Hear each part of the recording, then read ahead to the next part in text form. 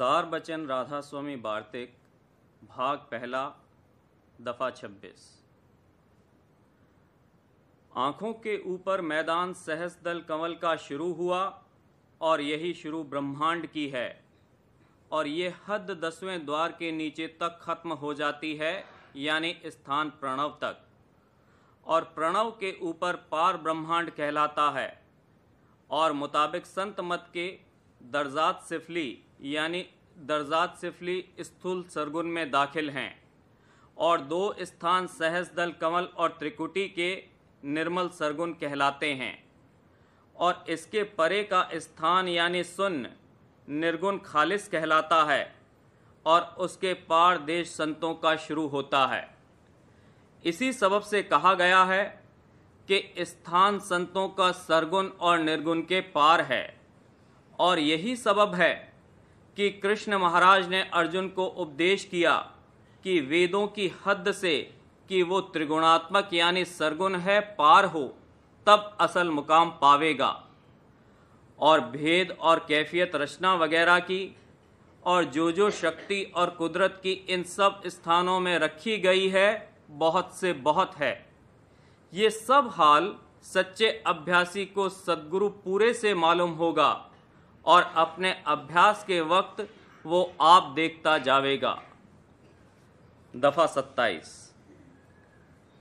अब इस बात को जाहिर करना जरूर है कि जब पिछले साध और जोगेश्वर और महात्माओं ने देखा कि भेद स्थान उल्वी यानी आसमानी का बहुत बारीक है, हरेक की ताकत उसके समझने की नहीं है और अभ्यास भी उसका प्राणायाम के वसीले से बहुत कठिन है, खासकर पिछले वक्त में, जबकि सिवाय ब्राह्मणों के और किसी कौम को हुक्म मजहबी किताबों के पढ़ने का नहीं था। तब उन्होंने अव्वल भेद सिर्फ स्थान सिफली का प्रकट किया और भेद स्थान उल्वी को गुप्त रखा, इस मतलब से कि रफ्ते रफ्ते जैसे अभ्यासी चढ़ता जावेगा वैसे ही आगे का भेद उसको जताया जावेगा। पर ये मार्ग और उसका अभ्यास इस कदर थक गया कि अभ्यासी स्थान सिफली के भी बहुत कम मिले। फिर रफ्ते रफ्ते उस वक्त के बुजुर्गों ने मसलहत वक्त समझकर कुल जीवों को, जो कि बिल्कुल मूर्ख और अनजान थे, अवतारों और देवताओं वगैरह की बाहरमुखी पूजा में लगाया, इस ख्याल से कि ये नाम और रूप जो असल में अंतरी मुकामों के थे, याद करके उनकी धारणा अव्वल बाहरमुखी करें और फिर अंतर में लगें। पर आम लोगों से ये काम भी दुरुस्त और पूरा न बना। तब बाज प्रेमियों ने वास्ते आसानी अभ्यास के बाजे अवतार और देवता दर्जे आला की मूरत ध्यान करने के लिए और सुरत और दृष्टि ठहराने के वास्ते बनाई। मगर रोजगारियों ने इस मौके को अपने मुफीद मतलब देखकर मंदिर और मूर्तें बड़े बड़े अवतार और देवताओं की धन वालों को तरगीब देकर यानी बहला और फुसलाकर बनवानी शुरू की और अपने रोजगार के लिए उनकी पूजा बहुत जोर और शोर के साथ जारी कराई और पुरानी किताबों को, जिनमें अभ्यास और उपासना का भेद लिखा था, गुप्त करना शुरू किया। इसी तरह पर आहिस्ता आहिस्ता पूजा अवतार और देवताओं की मूर्तों की आम जारी हो गई। और हाल ये है कि ऐसी पूजा करने में किसी को कुछ तकलीफ नहीं होती, हरेक शख्स आसानी से कर सकता है। इस सबब से सब इसी काम में लग गए और अंतर का भेद रोज बरोज गुप्त होता गया और सब के सब नकली परमार्थी होते चले गए और रफ्ते रफ्ते तमाम मुल्क में यही चाल जारी हो गई।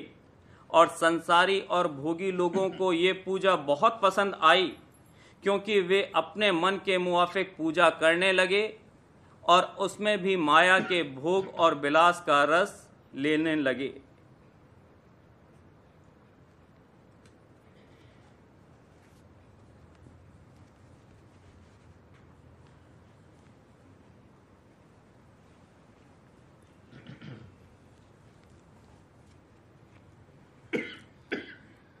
बचन बाबूजी महाराज, पहला भाग, बचन 76, इलाहाबाद, 22 फरवरी 1932। परमार्थ की कार्रवाई अधिकार प्रति है। जो लोग दुनिया के ऐश को मयार जिंदगी समझते हैं वो तो संसारी हैं। जो तीर्थ व्रत वगैरह करते हैं वो कुछ रोज़ ज़रा ऊपर के लोकों में सुख भोग कर फिर 84 के चक्कर में आते हैं।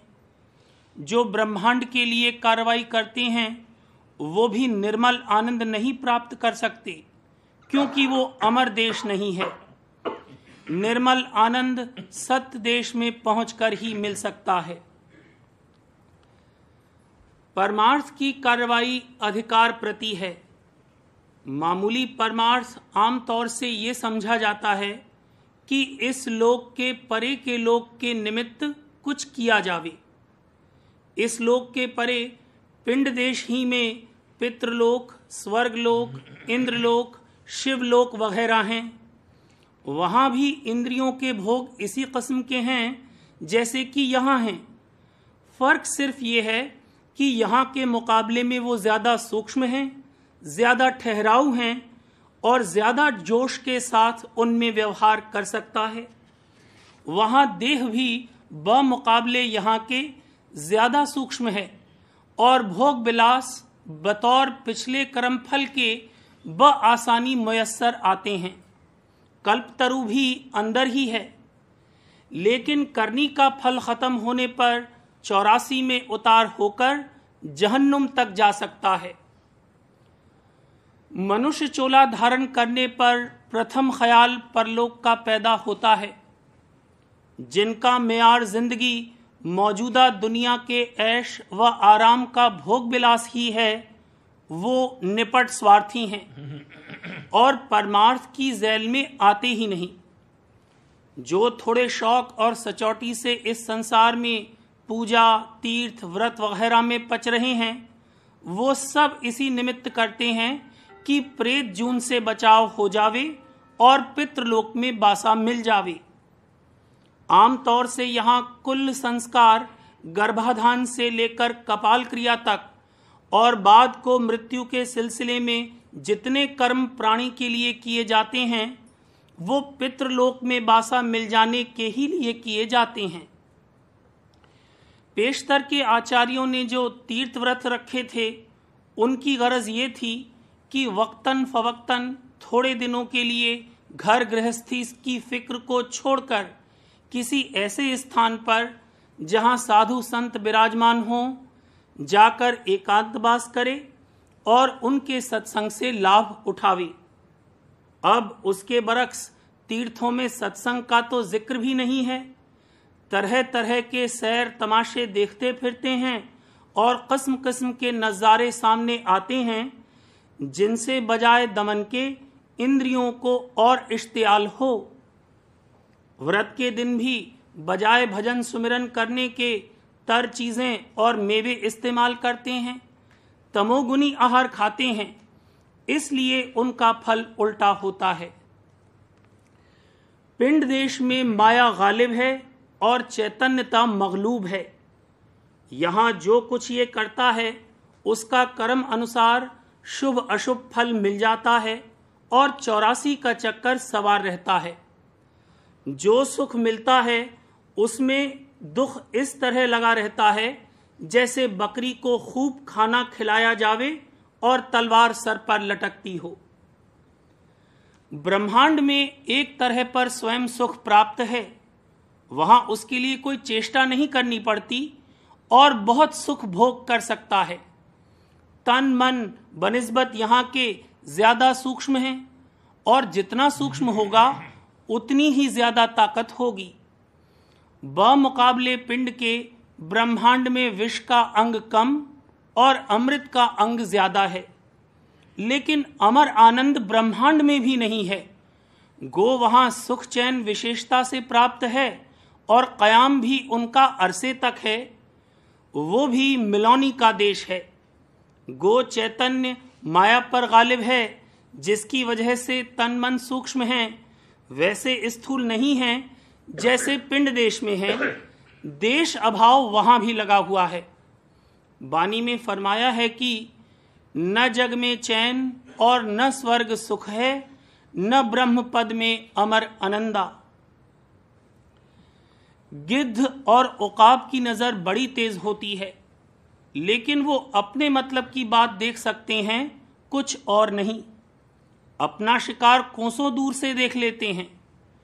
अय्याश लोग दवाएं खाकर तमाम उम्र उस किस्म की ताकत को जगाते हैं और मुतवातिर जोश रहता है। बाज जानवर रात दिन खाया करते हैं, खा खाकर जुगाली करते रहते हैं। जर्मनी में एक सोसाइटी है जिसके मेंबर खूब खाते पीते हैं और जिनके पेट मटके के मानिंद हैं।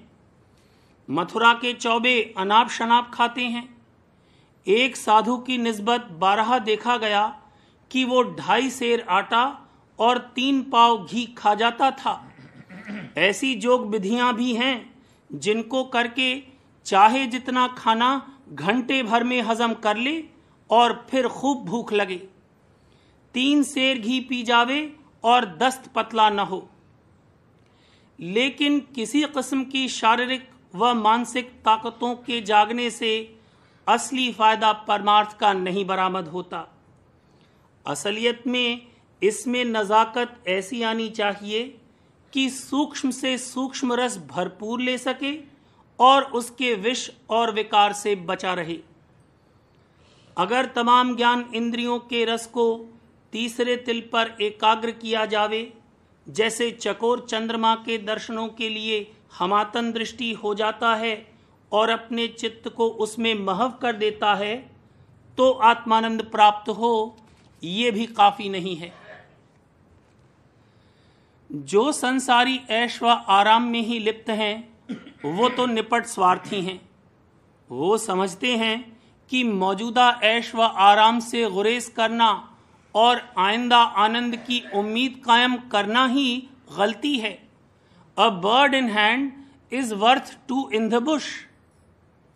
जो तीर्थव्रत कर्म कांड में लगे हैं, वो पिंड देश के अंदर ही हैं। वो स्वार्थ परमार्थ है।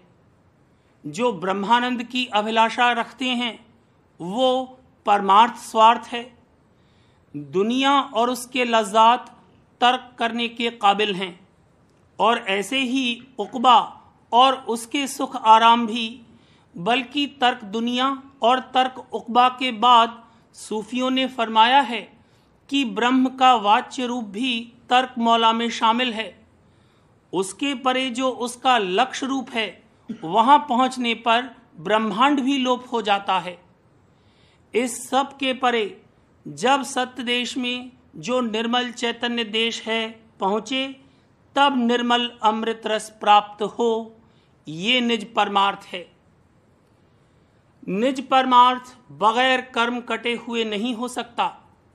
कर्म कई तरह से काटे जाते हैं, भोग कर, रोक कर, दबाव डालकर, तरसा कर। जब चाह तेज होती है तो तरसाकर ही कर्म काटते हैं। तरसाने का मतलब यह है कि पहले जिसकी ये हालत थी कि मिट्टी को छुए तो सोना हो जावे, अब ये हाल हो कि दांव पर दांव लगाए कुछ पल्ले न पड़े, मुंह में कौर आया हुआ निकल जावे। इस तरह चाह जगे और पूरी न होकर ये तरसे। लेकिन इसके साथ ये जरूरी है कि ये अपना होश मालिक के चरणों की आस का कायम रख सके, नहीं तो दुख रूप हो जाएगा। अगर मालिक से मिलने की चाह है तो इसको मालूम होगा कि मेरे कैसे अच्छे भाग हैं कि मैं जिसको हीरा समझता था वो